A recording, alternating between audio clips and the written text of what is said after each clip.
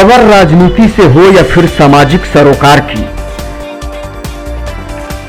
घटना दुर्घटना हो या फिर भ्रष्टाचार का मामला, जनता के मुद्दे और कानून व्यवस्था से जुड़ी हर खबर, गांव से लेकर शहर तक देखिए सच्ची खबर, पक्की खबर सिर्फ बक्सर खबर पर, क्योंकि हम हैं दर्शकों और पाठकों की पहली पसंद। नमस्कार, आप देखना शुरू कर चुके हैं बक्सर खबर डेली बुलेटिन में आपका स्वागत है। हेडलाइंस के प्रायोजक हैं एलेन सोली, पीपी रोड, पुरानी कचहरी के सामने, चर्च मार्केट, बक्सर। मिल रहा अच्छी खरीद पर प्यारा उपहार। खास महल की जमीन को लेकर एक्शन मोड में बक्सर डीएम, निबंधन पदाधिकारी को जारी किया नोटिस, सभी अंचलाधिकारियों से मांगी रिपोर्ट। रुक रुक कर हो रही गंगा के जलस्तर में वृद्धि ने बढ़ाई लोगों की चिंता, अधिकारियों के मुताबिक घबराने की नहीं बल्कि सतर्क रहने की जरूरत। वृद्ध महिला को झांसे में लेकर लिखवा ली जमीन, पीड़ित महिला की शिकायत पर एसपी ने जांच कर दिए कार्रवाई के निर्देश।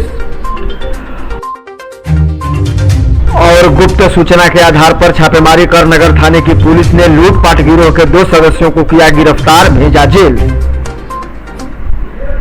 खास महल की भूमि पर बक्सर डीएम अमन समीर एक्शन मोड में नजर आ रहे हैं। उन्होंने निबंधन पदाधिकारी को नोटिस जारी किया है और ऐसी किसी भी भूमि का रजिस्ट्री करने से पहले स्वयं स्थल का निरीक्षण करने का निर्देश जारी किया है ताकि उसके बाद ही आगे की कार्रवाई हो सके।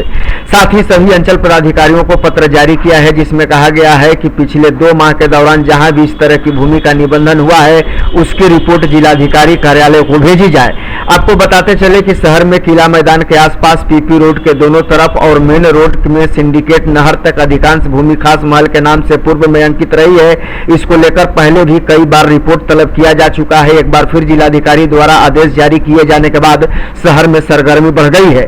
इसकी वजह क्या है यह आने वाले दिनों में ही स्पष्ट हो पाएगा। मानसून के दस्तक देते ही बक्सर जिले में लगातार गंगा नदी के जलस्तर में 3 सेंटीमीटर की रफ्तार से बढ़ोतरी देखी जा रही है। शुक्रवार की दोपहर जहां जलस्तर की रफ्तार 4 सेंटीमीटर प्रति घंटे बढ़ रही थी तो वहीं शनिवार को रफ्तार में 1 सेंटीमीटर की कमी पाई गई। सुबह 6 बजे से दोपहर 12 बजे तक जलस्तर स्थिर बना हुआ था। वहीं दोपहर 1 बजे से शाम 5 बजे तक 3 सेंटीमीटर की बढ़ोतरी देखी गई। बक्सर में गंगा नदी का जलस्तर बढ़कर 52.37 मीटर तक पहुंच चुका है। हालांकि अधिकारियों का कहना है कि गंगा नदी को अभी उफान पर नहीं कहा जा सकता, लेकिन घबराने के बजाय सतर्कता बरतनी जरूरी है। रामविलास पासवान की लोक जनशक्ति पार्टी ग्रामीण स्तर पर चौपाल कार्यक्रम आयोजित कर रही है। इसके तहत पार्टी अपना जनाधार भी बढ़ा रही है और लोगों से सीधे जुड़ भी रही है।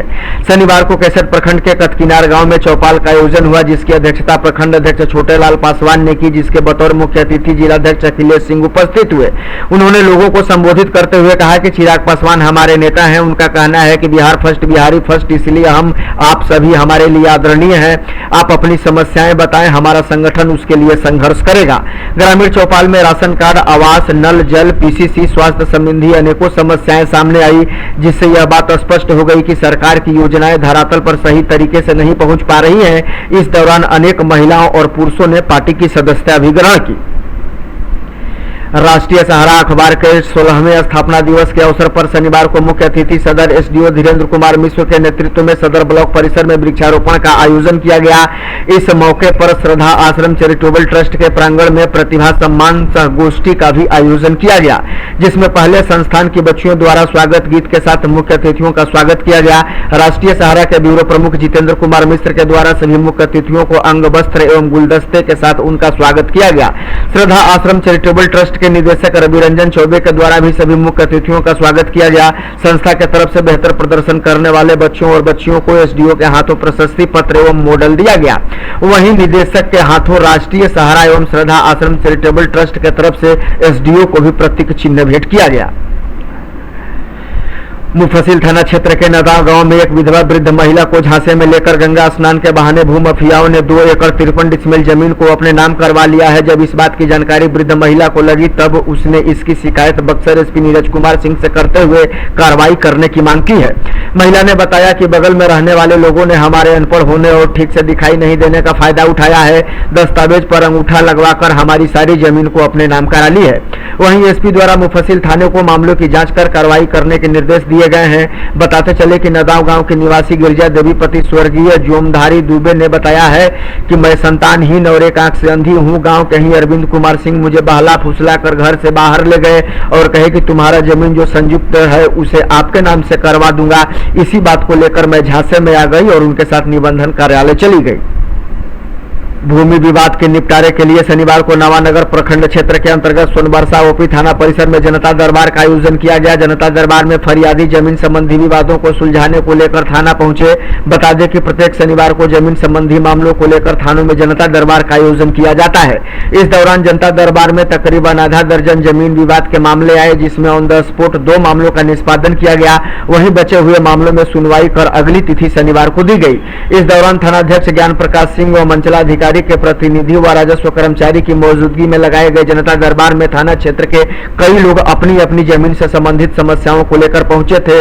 3 मामलों में पर्याप्त साक्ष्य नहीं रहने के कारण उन्हें अगली सुनवाई करने के लिए शनिवार का समय दिया गया। वहीं पूर्व में 2 पक्षों को नोटिस भेजकर समय से उपस्थित होने का निर्देश भी जारी किया गया था।